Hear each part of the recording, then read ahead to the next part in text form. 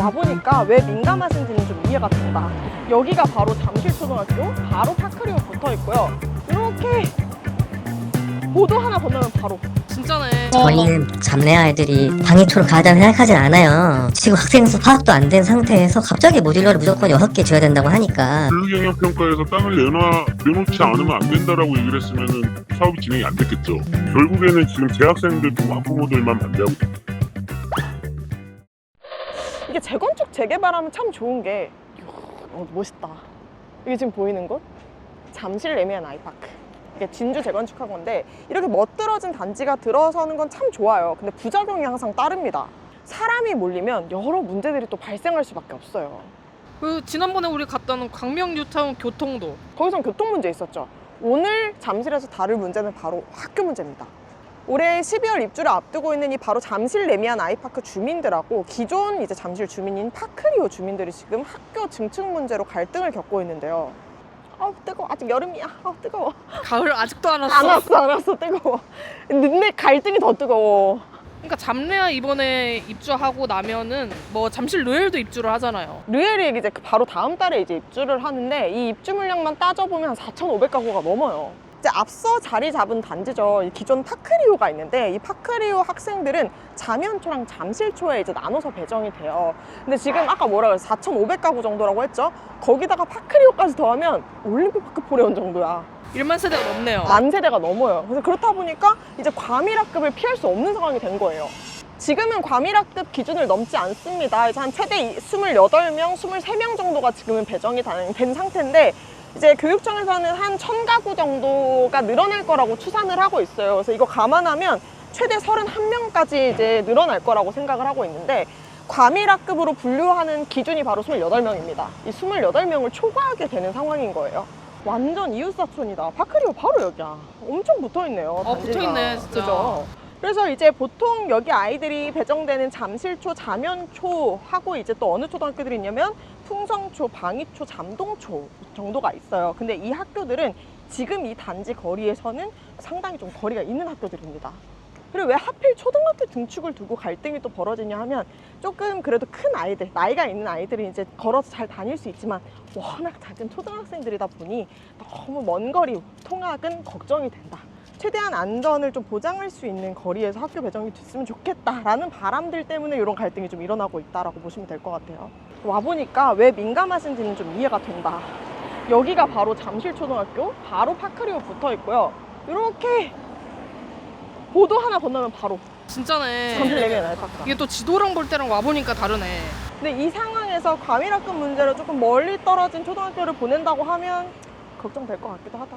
근데 재건축 전에는 학교가 안 부족했어요. 그 전에 이제 진주나 시형 시절에는 잠실초가 하나로 붙어 있었는데 파크리오 이제 개발하면서 지금의 잠실초와 자면초로 나눠지게 된 거예요. 잡내 학부모들 입장에서는 바로 앞에 있는 여기 바로 잠실초등학교 보내고 싶을 거 아니에요. 그래서 너무 뭐 과밀학급이 우려되면 학급을 더 늘리기 위해서 모듈러 증축 좀 하면 어떻겠냐. 이 문제를 가지고 지금 좀 갈등이 벌어지고 있는 상황입니다. 애들은 늘어났는데 학교는 안 늘어나잖아. 어떻게 해야 돼 그러면? 늘려야지 학교를. 뭐 학교를 새로 만들거나 학교를 이제 물리적으로 늘려야 되는데 학교를 신설하기에는 지금 어려운 입장이니까 모듈러 증축이라는 대안을 지금 마련을 하고 있는 거예요. 그럼 교육청 입장인 거죠. 네. 근데 이게 또 모든 분들은 아닙니다. 근데 일부 반대하시는 학부모님들 입장에서는 모듈 증축이라는 걸 하다 보면 건물 이제 부피가 늘어나다 보니 아이들이 이제 뛰어놀 수 있는 운동장의 규모가 좀 줄어든다던가 그리고 어쨌든 건축은 공사잖아요. 이제 공사라는 특성상 아이들의 안전 문제가 좀 우려될 수 있다라는 거 이런 점에서 조금 반대 의견을 보이시는 분들도 있어요. 그러면은 그 중축을 하냐 마냐는 어떻게 결정이 되는 거예요?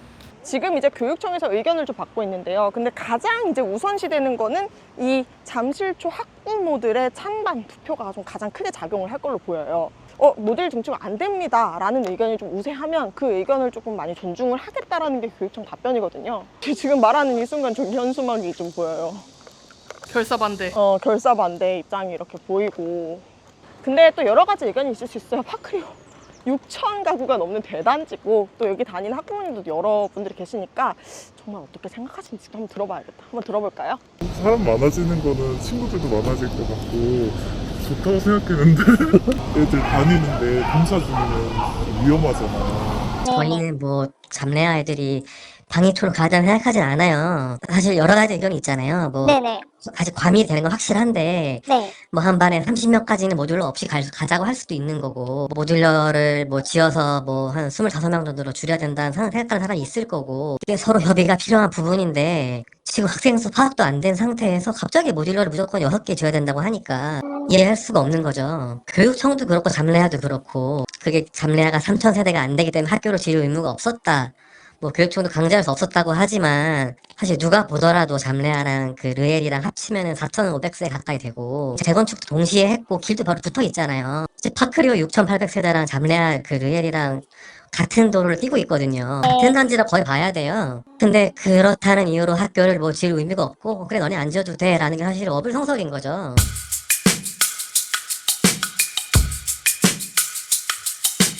저희는 2,몇백 세대고 여기는 1,800세대니까 학교 네. 자체 부지가 없어요. 그리고 중간에 저희가 지금 공원으로 그 기부 체납한 게 있어요. 이제 파크리오 쪽에서는 뭐 학교를 안 내놨다 뭐 이런 식으로 얘기를 하는데 조합 쪽에서는 당연히 부지가 없는데 어떻게 부지를 내놓습니까 저희가.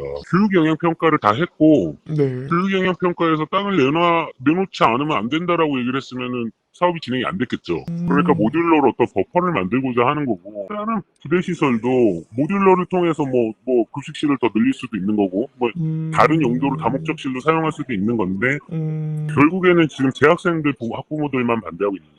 워낙 대단지다 보니 의견이 다양할 수밖에 없는데 또 우리가 인터넷에서 온라인에서 접하는 정보들은 정제되지 않은 정보들이 또 많아요. 그래서 모든 사람들의 의견이 반영되지 않았다라는 것도 그래서 꼭 현장 와서 얘기를 한번 들어봐야 돼. 각자 좀 이렇게 예민한 부분들이 좀 있으신 것 같아요. 또 학교라는 문제 자체가 이 재건축 과정에서 굉장히 또 예민하거든요. 정비 사업을 하기 위해서는 어느 정도 규모의 단지가 넘어가면 교육 영향 평가라는 걸 받아야 되거든요. 근데 그럴 때는 이 학교 옆에 지으려면 일조권을 또 침범하지 않아야 돼. 그래서 이제 동 자체의 배치를 바꾸거나 층수를 낮추거나 이런 것도 이제 또 페널티를 감안하고 짓는 거거든요. 그래서 잠실 레미안 아이파크 같은 경우에는 일부 동을 그래서 복도로 설계하기도 했어요. 그러니까 어떤 페널티를 가지고 들어가는 거지. 그러니까 저도 쭉 들어보니까 어쨌든 양쪽의 입장이 다 있는데 이게 또 학교를 짓는다는 게 쉬운 게 아니잖아요. 그렇죠. 이제 왜냐하면 학령 인구, 아이들 자체가 이제 좀 줄어들고 있는 상황에서 쉽게 이렇게 학교 또 다시 지으세요라고 허가를 내주기도 참 어려워요. 학교 하나 짓는데 얼마나 많은 예산이 투입되겠어요. 근데 또 기준이 있을 거 아니에요. 그래서 일반적으로는 우리가 이 정도 조건을 맞췄어요 할 수 있는 거는 초등학교 하나당 4,000가구가 됐을 때 신설하는 게 원칙입니다. 일단은. 그래서 조건을 맞춘 다음에 이제 교육부에 중앙투자심사라는 걸 받습니다. 저희 이 정도 조건 만족했는데 학교 좀 지어주세요. 예산 반영 좀 해주세요라고 하는 건데 이거 통과하는 게 쉽지 않아요. 사례가 좀 어떤 게 있나요? 대표적으로 올림픽파크 포레온 올파포 사례가 있죠. 이게 12,000가구가 들어서면서 2014년에 미리 심지어 중학교를 만들 부지를 빼놨었는데요. 그럼에도 이 중투심을 못 넘어서 아직까지도 중학교를 못 지었어요.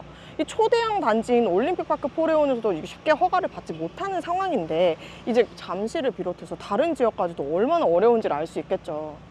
근데 이게 교육부에서 그냥 야 이제 신설하기 어려우니까 안 돼 알아서 흩어져서 가 하기는 너무 무책임한 거 아닌가? 그러니까 당근책을 좀 줘야지. 다른 대안도 이제 교육부 입장에서는 제시를 해야 돼요.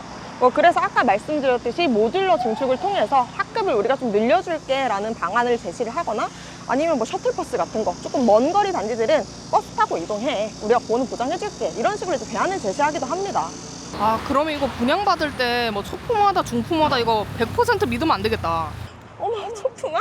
당장 분양받아야 되는 걸? 하고 하시면 안 됩니다. 왜냐면 그런 경우에는 학교 용지가 확보됐다고 홍보하는 경우가 많아요. 근데 용지는 확보되어질 수 있는데 거기에 학교가 지어질지 말지는 또 다른 문제입니다. 여러분 올림픽파크 포레온도 학교 아직까지 못 지었어요. 그렇다라는 거는 다른 곳도 용지는 있지만 못 지어질 확률이 높다는 거야. 그래서 꼭 분양 받으시기 전에 그 지역 관할 교육청이나 교육지원청 꼭 전화하셔서 어느 시기에 언제쯤 지어질지 이거 계획 있나요?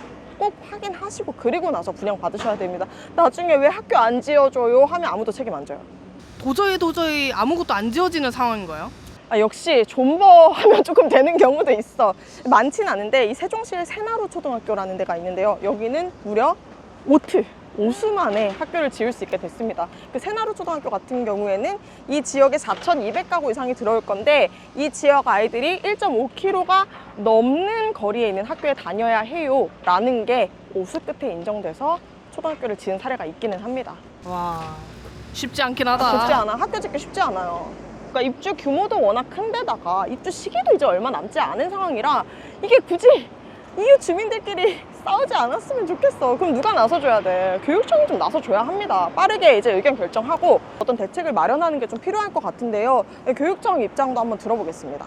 중축 여부를 결정하는 거는 저희 교육청에서 일단 결정이 될 거예요. 예, 왜냐면 학교에서 의견을 주실 거예요. 설문조사 저희가 지금 하고 있는 상황이긴 하거든요.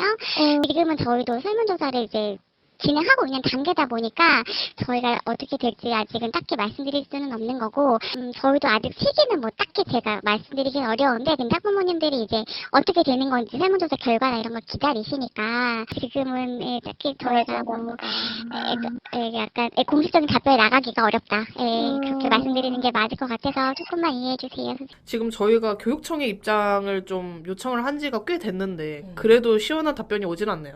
전화를 몇 차례 했는데 뭐 보수적인 답변을 줄 거라고 생각을 했는데 역시나 보수적으로 답변을 하시더라고요.